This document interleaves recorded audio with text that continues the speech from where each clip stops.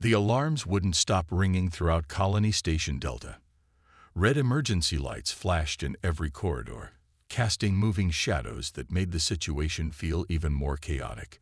Captain James Walker ran his fingers through his gray hair as he watched another group of civilians rushing toward the escape pods.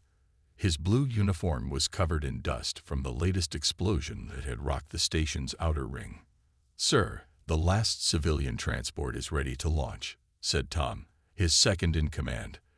The younger officer's face was streaked with sweat and grime, but his voice remained steady. "That's 95% of the colony population evacuated."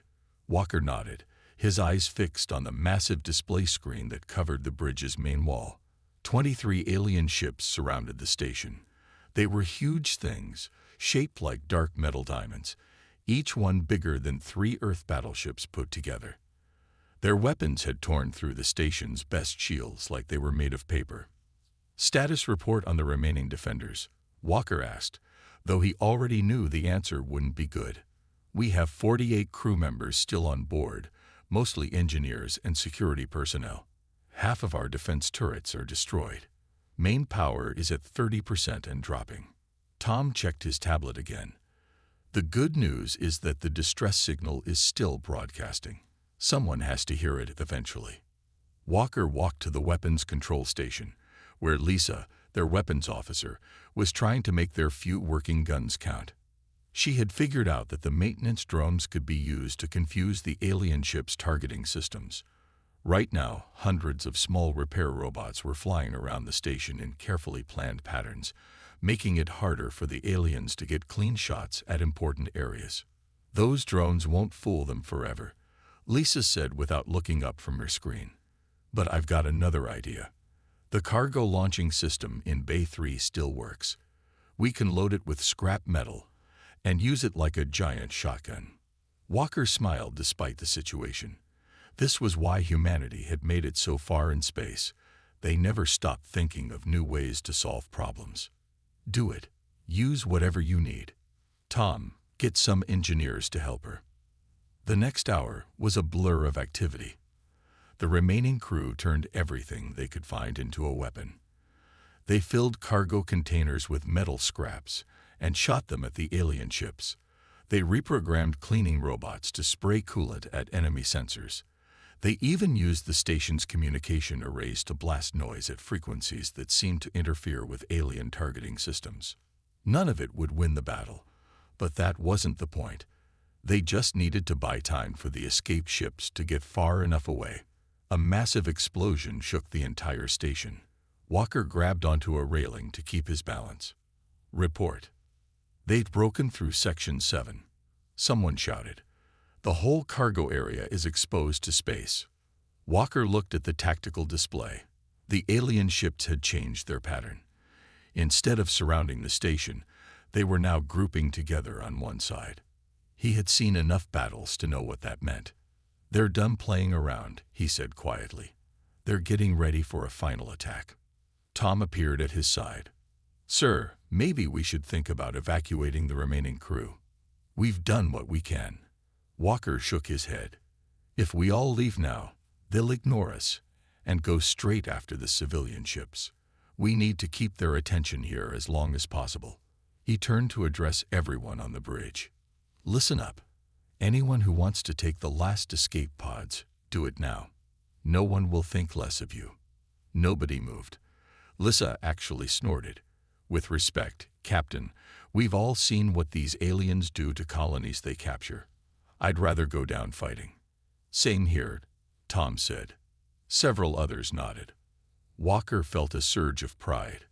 These people could have left with the civilians, but they chose to stay. They knew the odds were impossible, but they stood their ground anyway.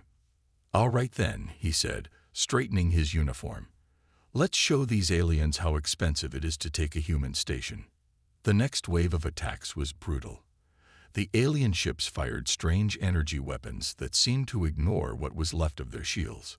Whole sections of the station began breaking apart, but the crew fought back with everything they had. Lisa's cargo launcher idea worked better than anyone expected.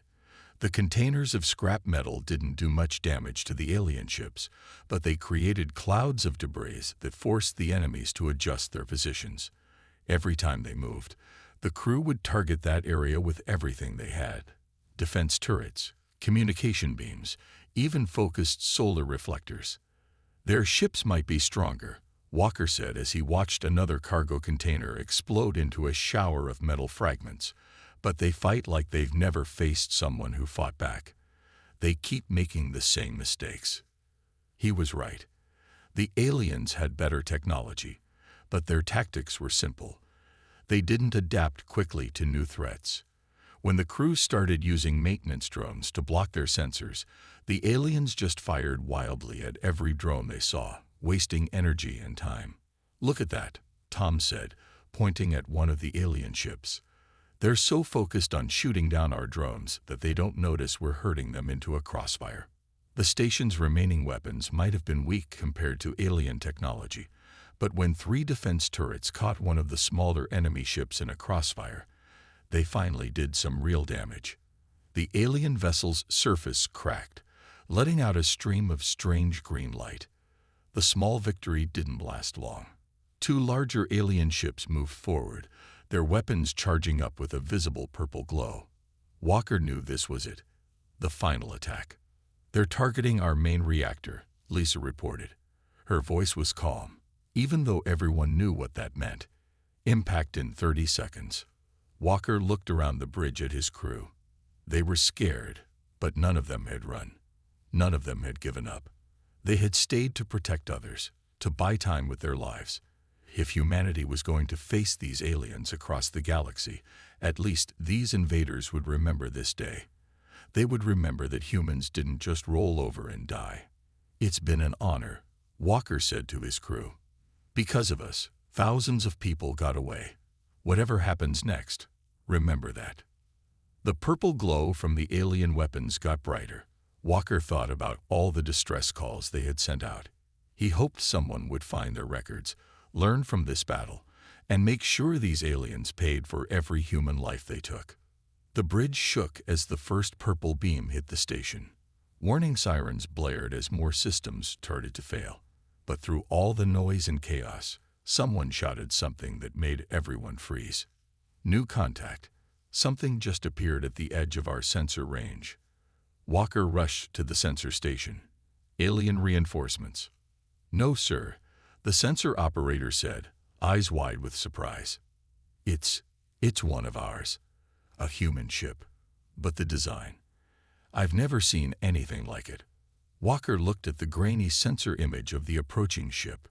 It was definitely human-made. He recognized the basic shape of Earth's warships. But something about it was different. Strange energy readings surrounded it, unlike anything their sensors had ever recorded. "Can we contact them?" he asked. "No, sir. Our communications are dead. But they're moving fast. Very fast. They'll be here in..." The sensor operator never finished his sentence. The entire bridge crew watched in stunned silence as the strange human ship appeared seemingly out of nowhere, right in the middle of the alien fleet. What happened next would change the course of human history forever. The experimental warship Nemesis drifted silently in the darkness of space, its sleek black hull absorbing what little starlight reached this remote region. Inside the ship's main bridge, Captain Emily Reed stared at the same error message that had been flashing on her screen for what felt like hours. The ship's quantum drive, humanity's newest and most advanced piece of technology, had failed during its first real test. "Engineering team reports no change, Captain," said Mike from his communication station. The young officer's voice carried the same frustration everyone felt. "They say the drive is operating perfectly. It's just not operating normally." Reed walked to the large window at the front of the bridge, watching the strange patterns of light that danced around their ship. The quantum drive malfunction had trapped them in some kind of bubble, where time itself seemed to move differently. The ship's clocks said they had been stuck for only 6 hours, but something felt wrong about that. "Show me the long-range scans again," Reed ordered, turning back to face her crew. The main screen lit up with a map of nearby space, showing their position relative to known stations and colonies. Everything looked normal, except for one blinking dot. "That's odd," said David, the ship's science officer. He adjusted his glasses as he studied the readings. "We're picking up a distress signal from Colony Station Delta, but it's not where it should be. According to these readings, it's 3 weeks ahead of its normal orbit." Reed felt her stomach tighten. 3 weeks? Check that again. "Already did, twice," David replied, his fingers dancing over his control panel. "Either their station is somehow in the wrong place, or," he paused, looking uncomfortable, "or we are," Reed finished. "We're not just trapped in a bubble. We're trapped in time." The bridge fell silent as everyone processed this information. The Nemesis was Earth's first ship equipped with a quantum drive, designed to move through space in ways that normal engines couldn't. But during its maiden voyage, something had gone wrong. Now they were discovering just how wrong. A loud beeping from the computer broke the silence. "Captain," called the ship's AI system, its voice calm and clear.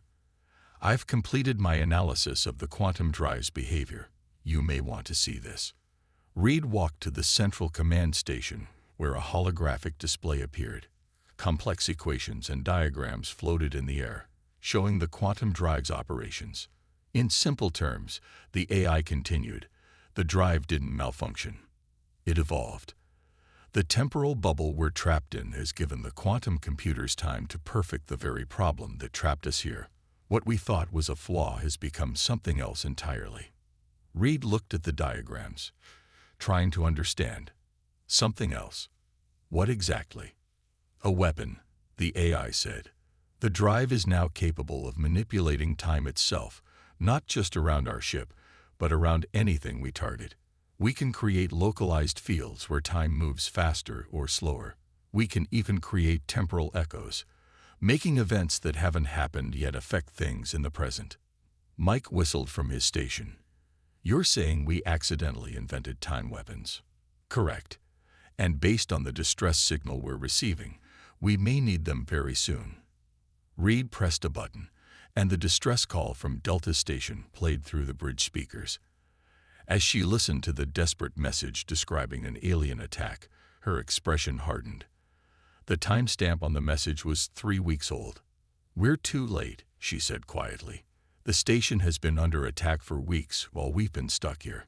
She turned to face her crew. "But we're not helpless anymore. David, what's the status of the quantum drive now?" David checked his readings. "The AI is right. It's completely stable. Different from before, but stable. We can jump to the station's location whenever you give the order." Reed nodded. "Mike, get me ship-wide communication." When he gave her the signal, she addressed the entire crew. "This is your captain speaking. By now you've all realized something went wrong with our first jump, but sometimes the biggest breakthroughs come from mistakes. Our ship has gained an ability that no one, human or alien, has ever had before. And right now, there are people who need our help." She paused, looking at the distress signal's coordinates. "We may be 3 weeks late, but we're going to make those weeks count. Engineering teams, work with the AI to understand everything you can about our new capabilities. Combat teams, run simulations with the temporal weapons. We have exactly one chance to get this right." The next few hours were intense. The crew worked with their AI to understand their ship's new powers. They learned that they could make parts of their ship experience time differently. Shooting weapons that seemed to fire in slow motion to them, but struck with impossible speed from an enemy's perspective. They could create fields where incoming fire would age thousands of years in seconds, turning solid metal into dust before it could hit them. Most importantly, they learned that their quantum computers could now run combat simulations across multiple timelines at once. They could learn from battles that hadn't happened yet, using that knowledge to fight in the present. "It's ready," the AI announced finally. "The drive can take us to Delta Station whenever you give the command. But you should know, the temporal calculations suggest we'll arrive just as the alien fleet is preparing their final assault." Reed straightened in her captain's chair. Perfect timing then. She looked around at her crew, seeing determination in every face. They had spent what felt like hours trapped in this bubble, but those hours had given them something invaluable, a weapon that could change the course of history. All hands, battle stations, she ordered. Quantum drive, prepare for jump. Let's show these aliens why you don't attack human colonies. The Nemesis's engines hummed to life, but this time there was something different about the sound. It wasn't just the roar of powerful machines. There was an echo to it, as if the sound was coming from multiple points in time at once. As the ship prepared to jump, Reed thought about all the people on Delta Station who had been fighting and dying while her ship was trapped. They would have watched their distress calls go unanswered, never knowing that help was coming. They would have faced impossible odds, fighting with whatever they had, buying time with their lives. "We may be late," she said quietly, "but we're going to make it count." The quantum drive activated, and space itself seemed to bend around the Nemesis. In the last moment before they jumped, Reed saw the temporal bubble that had trapped them finally burst. But it didn't disappear. It collapsed into the ship itself, becoming part of its new nature. They were no longer just a warship. They were something new, something that could fight across time itself. And they were about to teach their unknown enemy a lesson about underestimating humanity. "Jump," Reed commanded, and the Nemesis leaped into history. The Nemesis appeared in a flash of blue light, right at the edge of Delta Station's sensor range. From the bridge, Captain Reed could see the alien fleet clustered around the damaged station. Their dark ships looked like hungry predators closing in for the kill. The station itself was barely recognizable. Whole sections were torn open to space, and debris floated everywhere.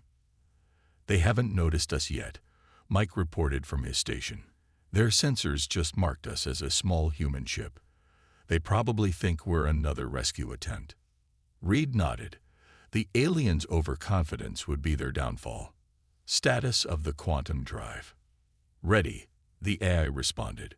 "Temporal combat systems are online. The computers have already started running battle simulations across multiple timelines."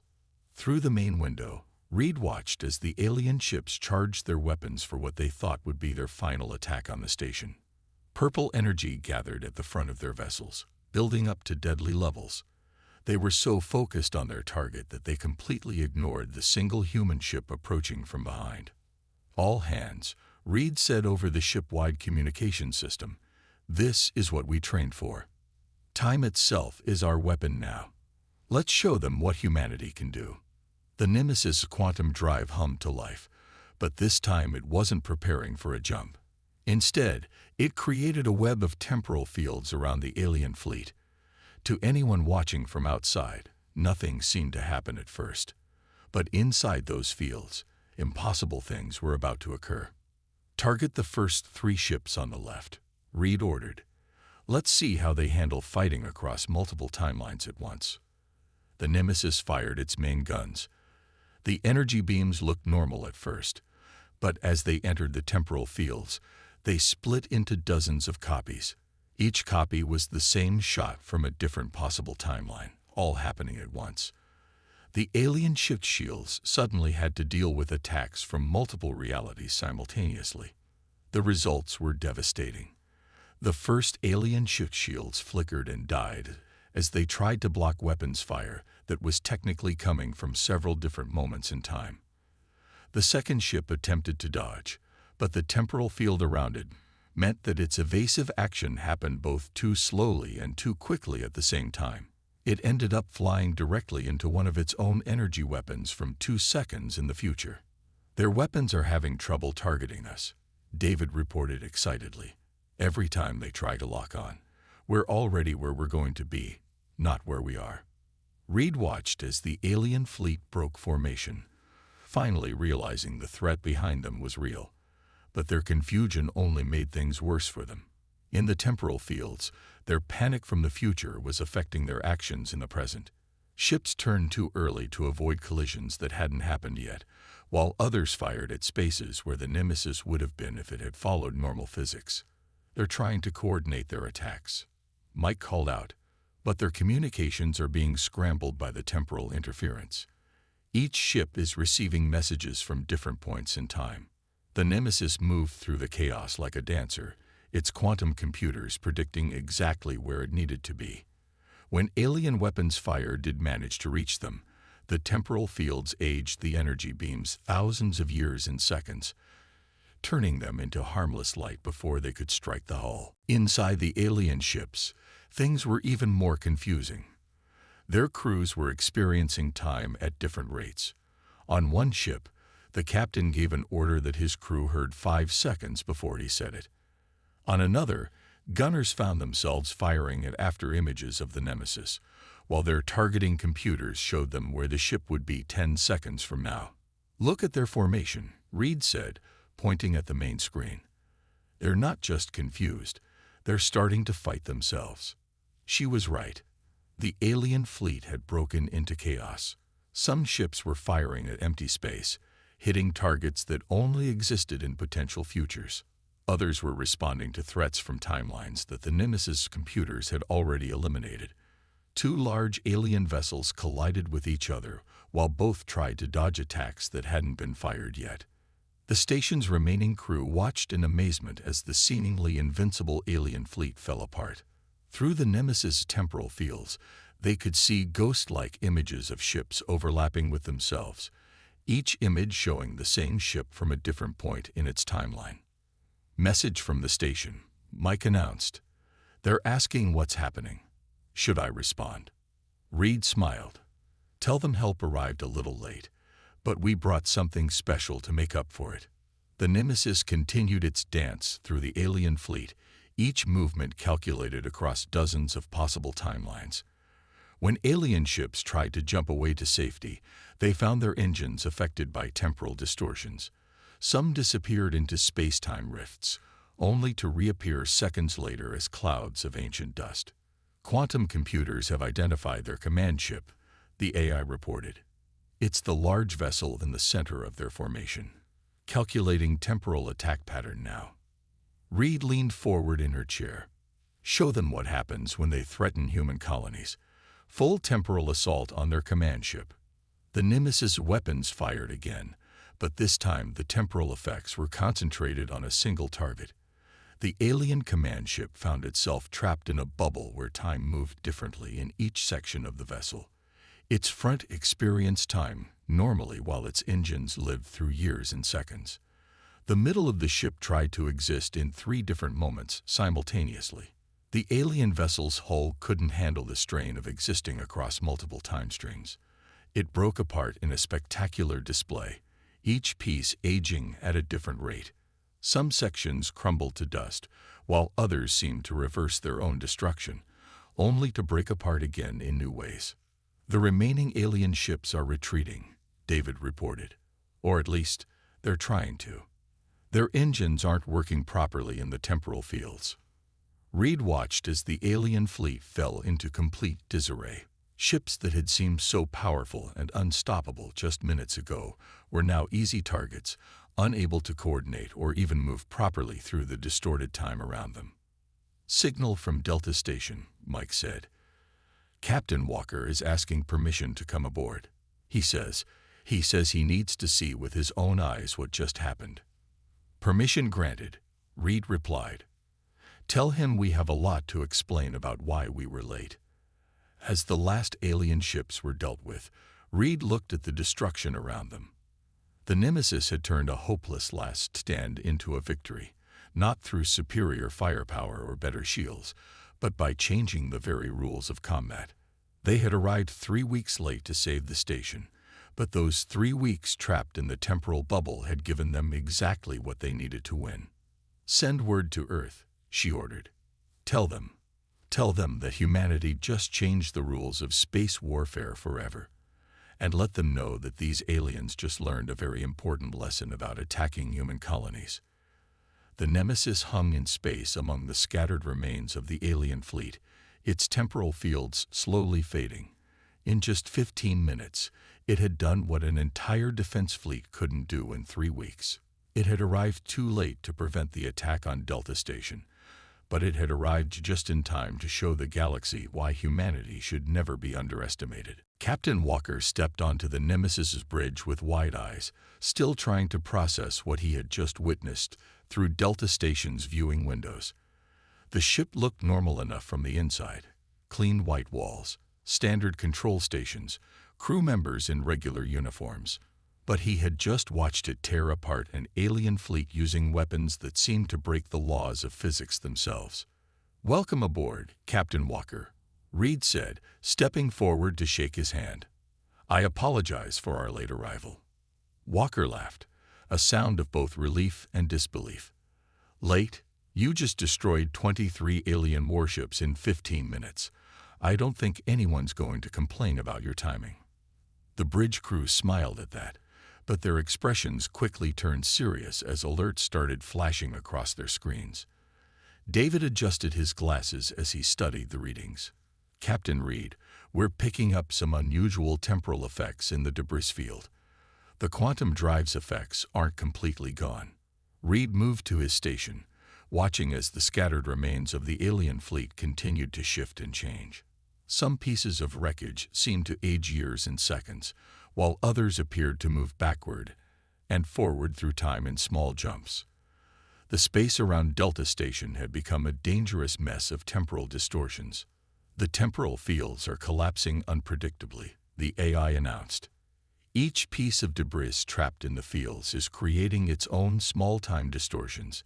If we don't contain this soon, it could create a cascade effect." Walker watched as a chunk of alien hull metal floated past the bridge window. It seemed to rust and decay, then suddenly reversed back to its original state, only to decay again in a different pattern. "What exactly are we looking at here?"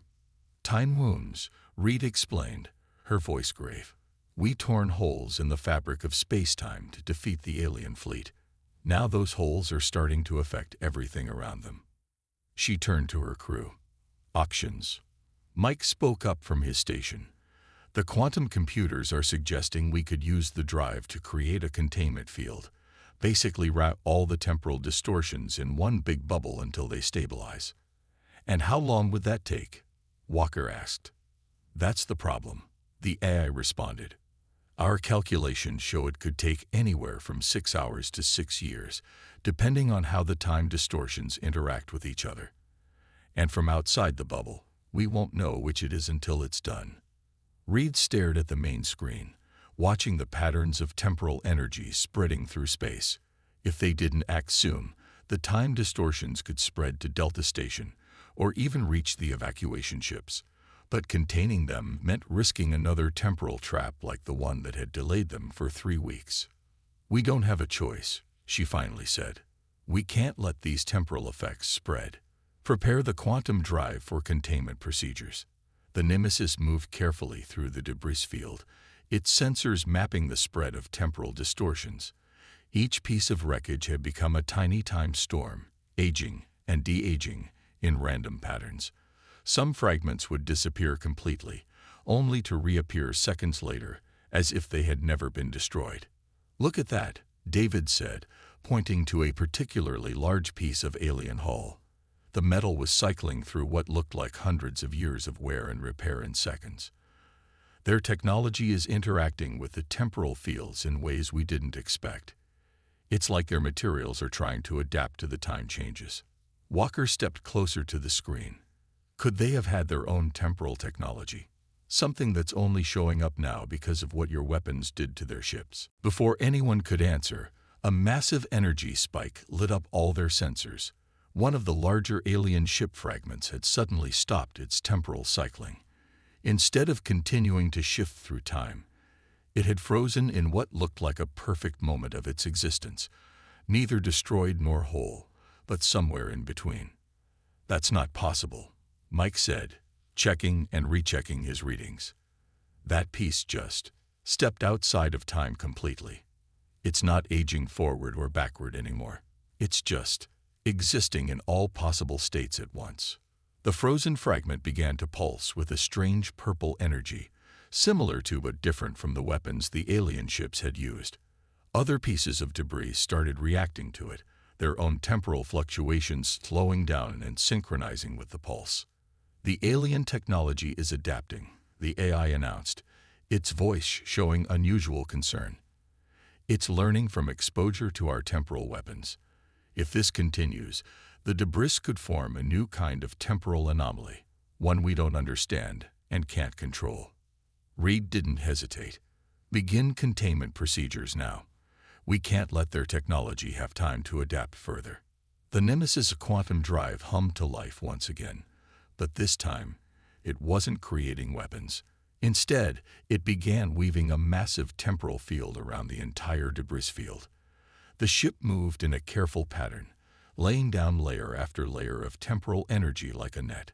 Containment field at 20%, David reported.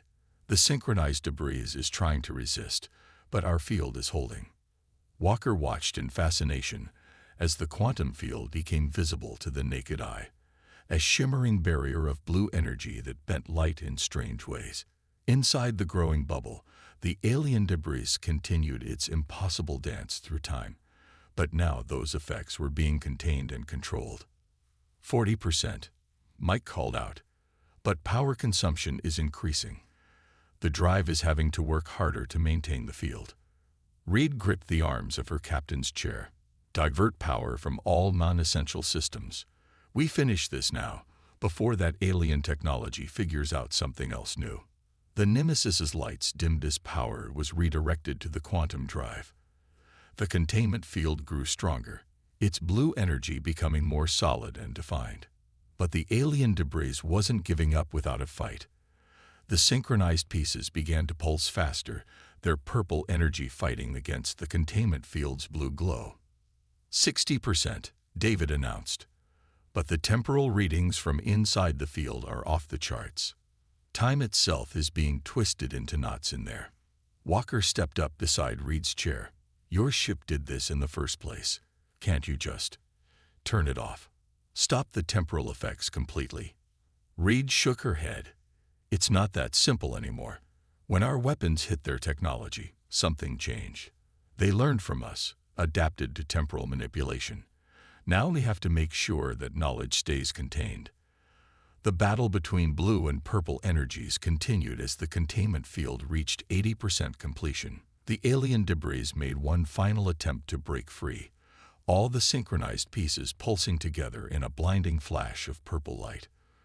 For a moment, it seemed like the containment field might break. Full power to the quantum drive. Reed ordered.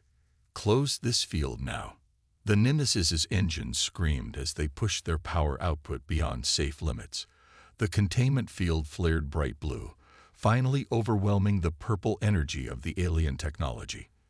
With a silent flash, the field closed completely, trapping the debris in a perfect temporal bubble. Containment field stable, the AI reported. All temporal anomalies are secured. The bridge crew let out a collective breath they hadn't realized they were holding.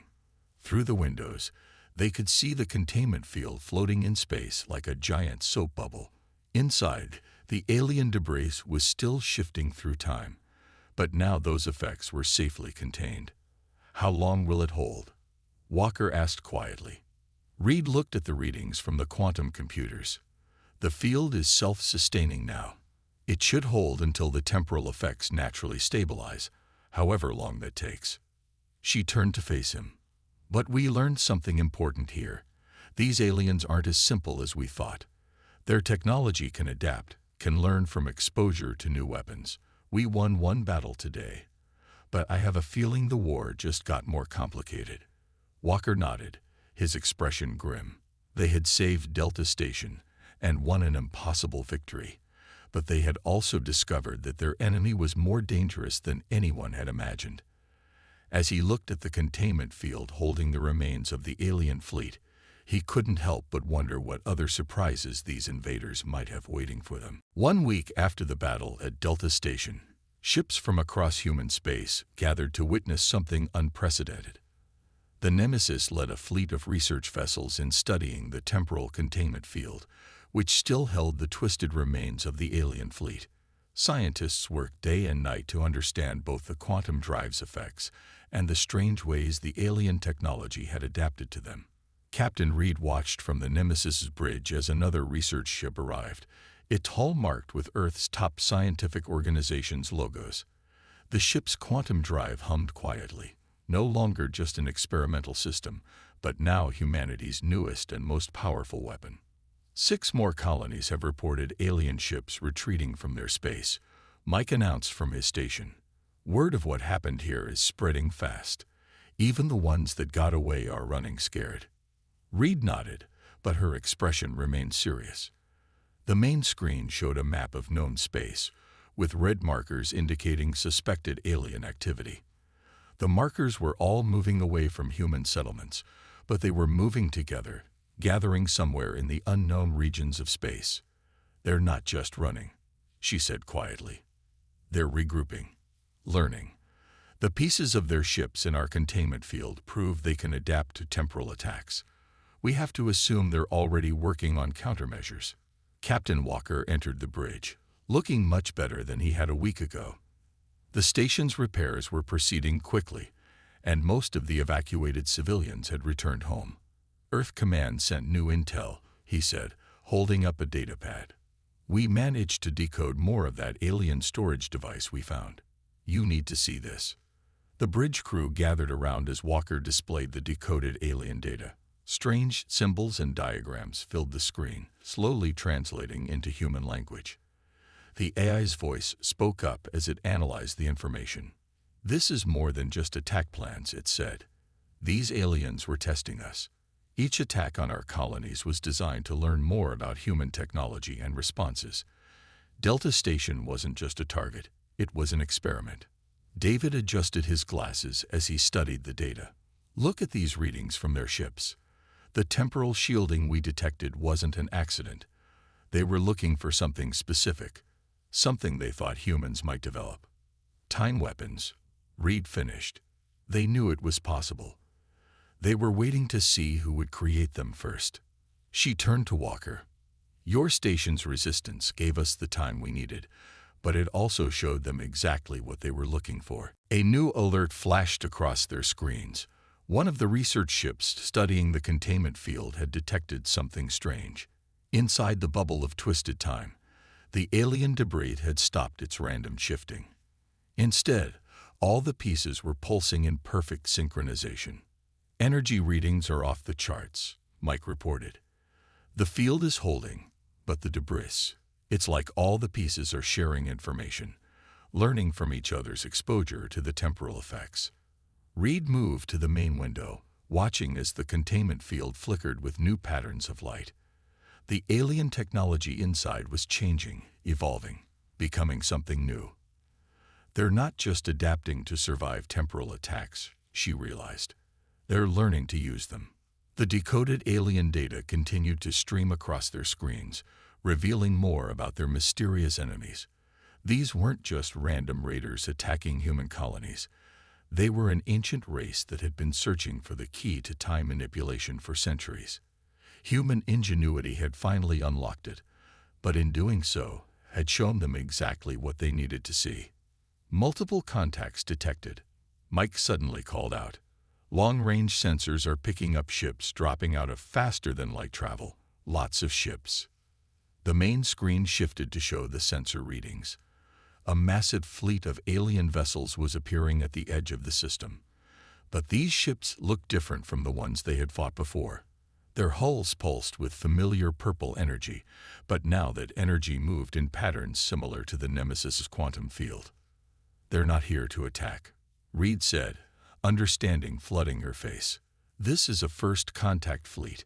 Now that we've proven we can manipulate time, they're ready to talk. The alien fleet held position at a respectful distance, neither advancing nor retreating. After a few minutes, a transmission reached the Nemesis. The AI translated it in real time. To the humans who mastered time, you have accomplished in weeks what we sought for centuries. The great experiment is complete. Now we must decide if we will share this power or fight for control of it. Walker looked at Reed. Share it? They nearly destroyed my station. They attacked our colonies. Because they needed to push us, Reed replied, finally understanding the bigger picture. They needed humanity to face impossible odds, to be trapped in a situation where we had no choice but to try something that should have been impossible. She smiled grimly. And we did exactly what they hoped we would. We turned a failure into the greatest breakthrough in the history of space travel. The containment field pulsed brighter, drawing everyone's attention. The alien debris inside had completely synchronized now, forming patterns that matched both their quantum drive's energy signature and the new alien fleet's hull emissions. They weren't just learning to resist temporal effects, they were learning to work with them, combine them with their own technology. They're offering an alliance, the AI said, analyzing the transmission. Their weapons, our quantum drive. They want to explore time itself, not just use it for war. Reed stood at the center of her bridge, feeling the weight of the moment. What had started as a desperate battle for survival had become something much bigger. The Nemesis had arrived too late to prevent the attack on Delta Station, but that delay had given humanity exactly what it needed to change the future. Send word to Earth Command, she ordered. Tell them that being late to this party might have been the best thing that ever happened to humanity. We didn't just win a battle, we passed a test that aliens had been preparing for centuries. The Nemesis's quantum drive hummed as it maintained the containment field, its energy now matching the pulses of both the debris inside and the alien fleet outside. They had created temporal weapons by accident, turned a malfunction into a miracle, and now stood at the brink of an alliance that could reshape the galaxy. Should we answer their transmission? Mike asked. Reed nodded. Tell them humanity accepts their challenge. If they want to explore time itself, they'll find we're very good at turning impossible dreams into reality. The stars seemed to shine brighter as the message was sent, as if the universe itself was watching this moment. The Nemesis had arrived 3 weeks late for a rescue mission, but right on time for humanity's next great adventure. Sometimes, Reed thought, being late was just the universe's way of making sure you arrived exactly when you needed to.